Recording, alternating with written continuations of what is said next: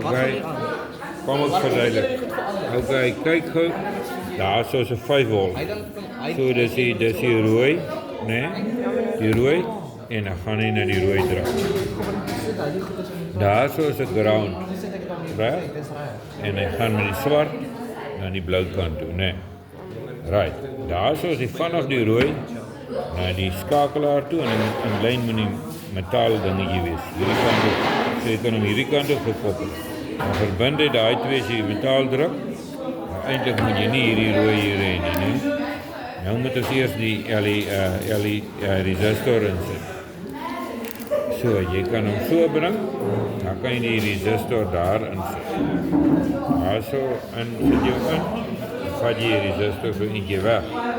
Dan sit jy hom in. Nou het ons steeds vanaf die rooi deur die skakelaar en die resistor toe. En dan wat is die LED? LED het 'n positiewe kant. Dan net gou daar uit.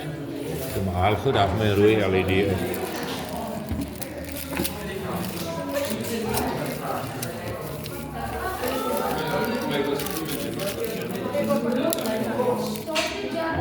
Nou die LED is se positiewe en is lang weer, met hy wat so verbyg het. Dan sit jy hom in dieselfde lyn as die resistor.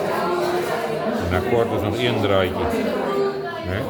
Dan vat hom dan en werk hom mooi in. Die gaatjies inpas. En dan is een draadjie. Maar hy mag nie rooi wees nie, want dan maak ons weer mekaar. Sit jy hom in dieselfde lyn en dan vat jy hom na die blou toe. Oké, dan kan jy stop.